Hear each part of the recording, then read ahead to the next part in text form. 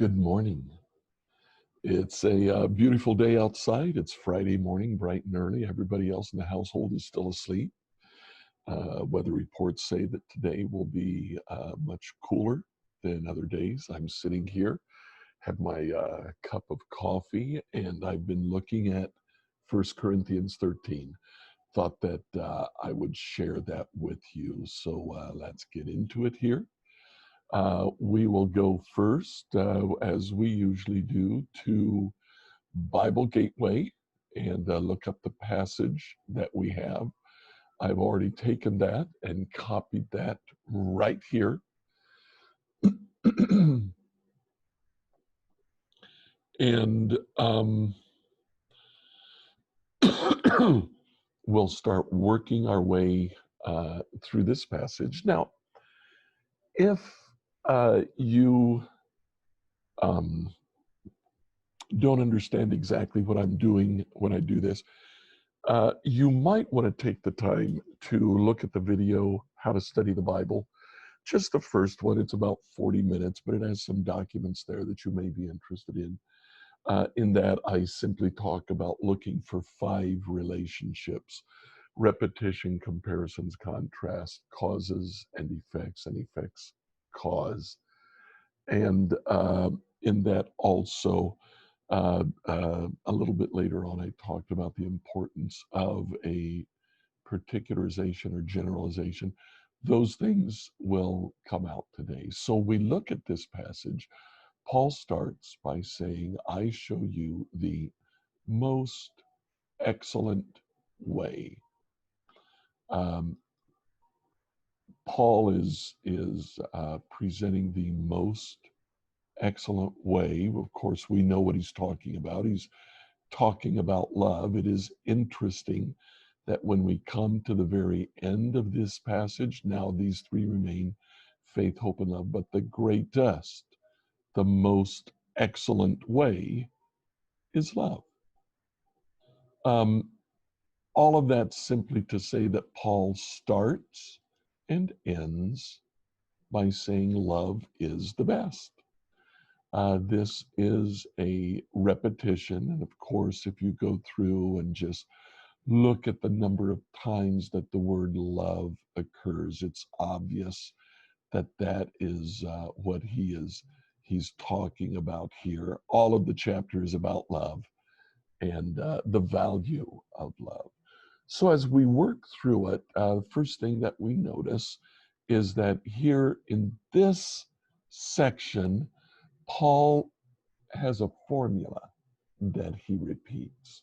I'm just going to separate those out. In that formula, he starts, if I do some particular thing,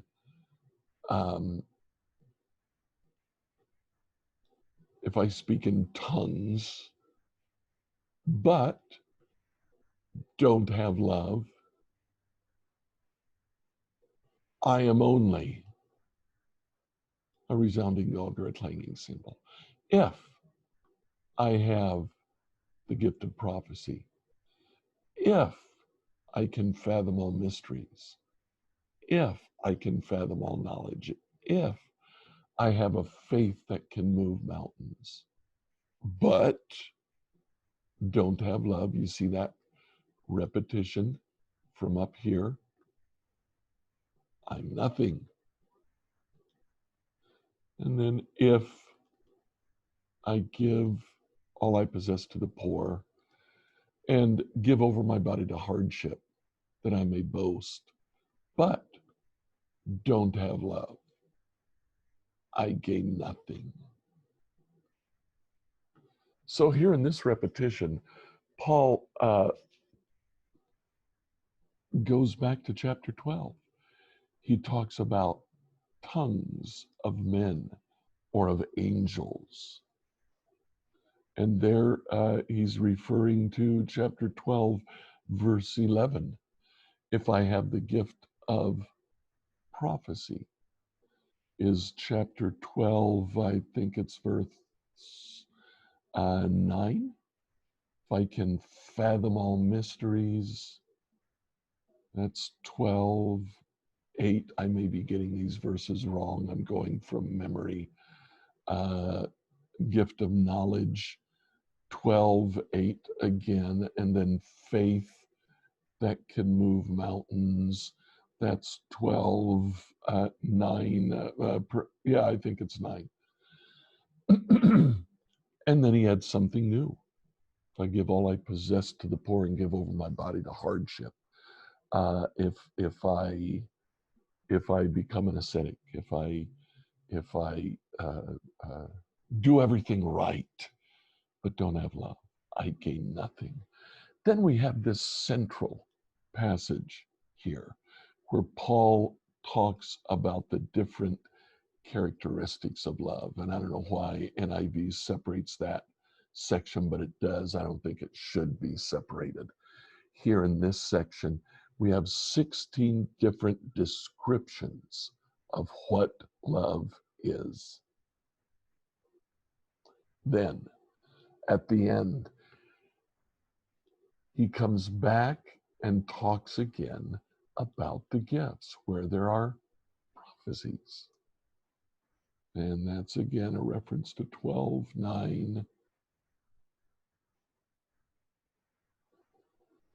They'll cease where there are tongues.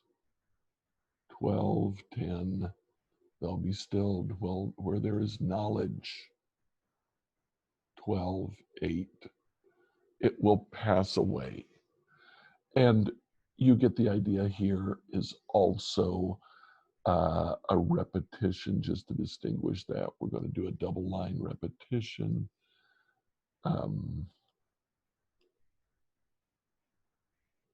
Oops, not that, but this. It'll pass away. These things don't last. And then he gives reasons for that. The word for indicates that a reason follows.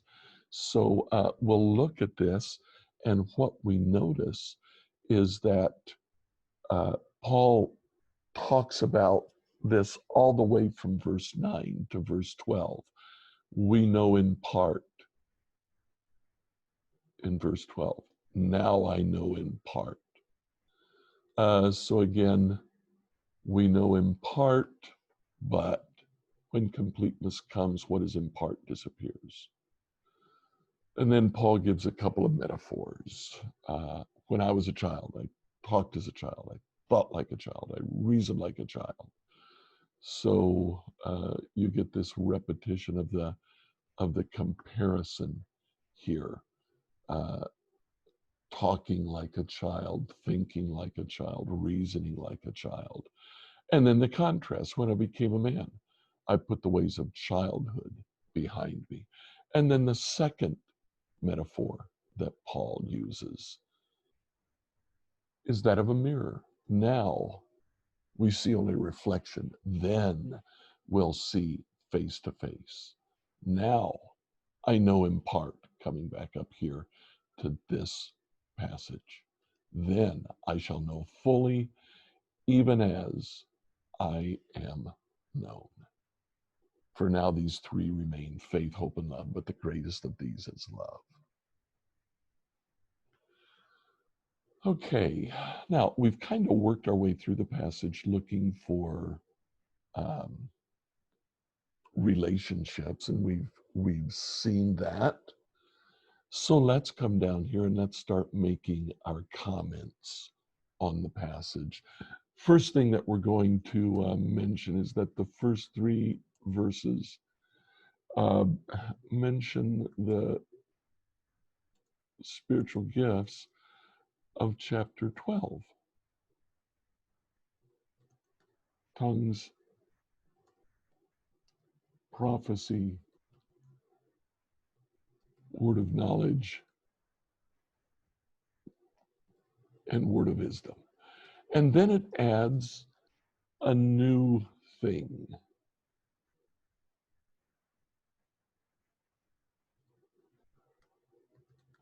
Generosity and even martyrdom. New American Standard Bible, the King James Version, says, if I give my body to be burned. Now, NIV says, if I give my body over to hardship. I think Paul is being very literal here. If I were to offer my body up um, in sacrifice, but I don't have love, all of these without love is meaningless. So,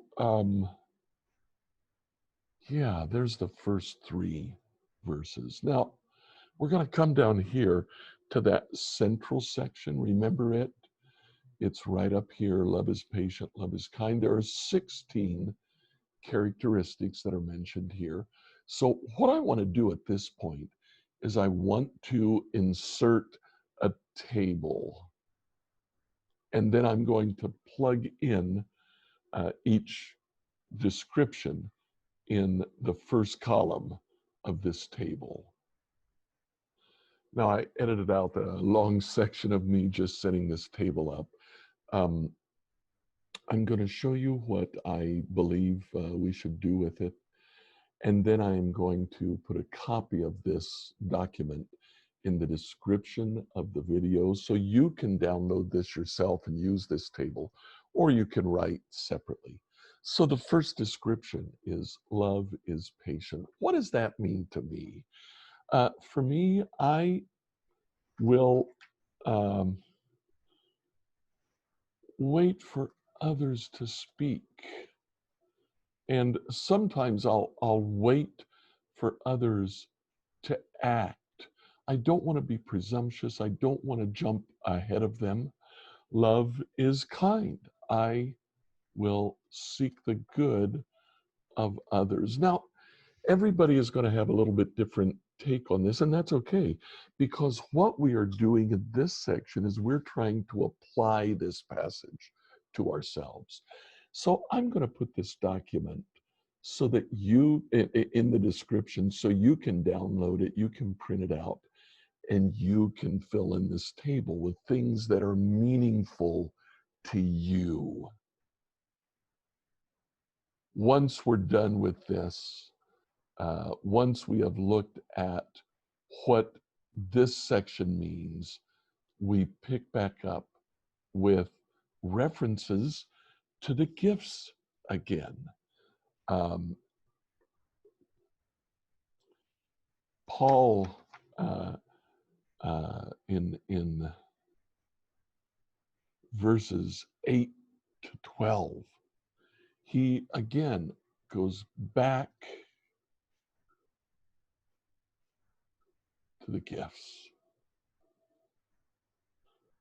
of 12, 8 to 11. Specifically, he mentions prophecy, tongues, and the word of knowledge.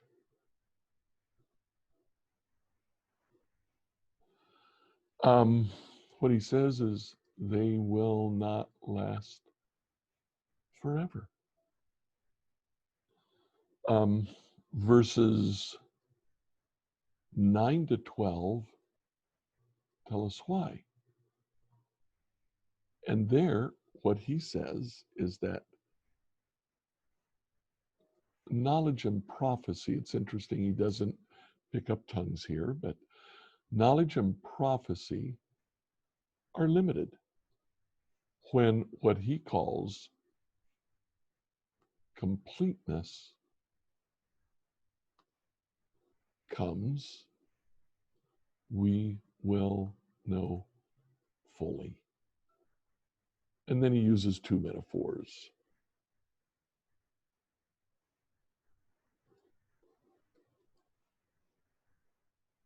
Boy, it must be early.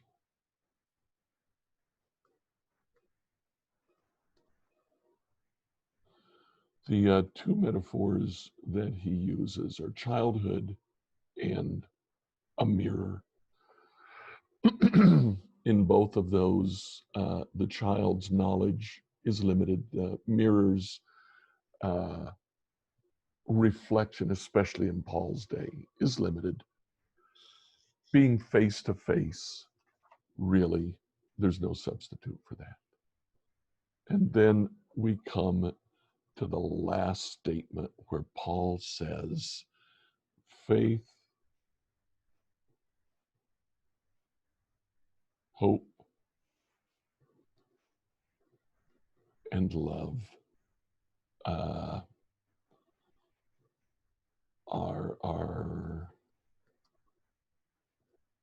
are key elements of the Christian life.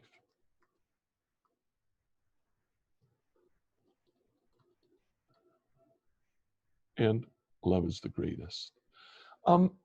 Faith, hope, and love. I just wanted to mention this. Here is another way that you can use Bible Gateway.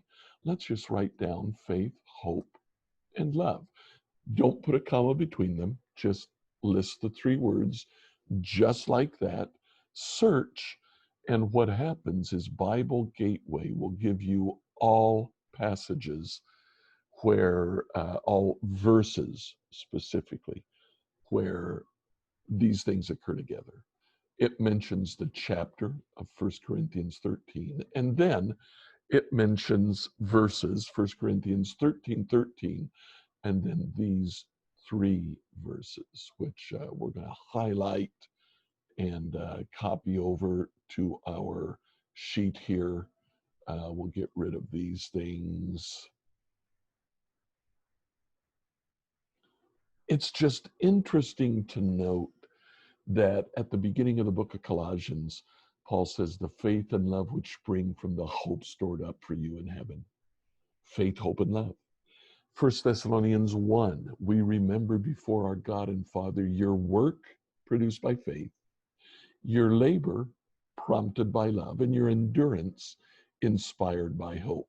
Faith, hope, and love. And then finally, at the end of the book of Philippians, since we belong to the day, let us be sober, putting on faith and love as a breastplate, and the hope of salvation as a helmet. Faith, hope, and love. Now, here are three verses where they occur. I challenge you as you read through Paul, look for the times that he uses these three ideas together, faith, hope, and love. There are many more beyond this. This just showed us where the ideas occur in one verse. Sometimes he uses different words, but communicates still faith, hope, and love.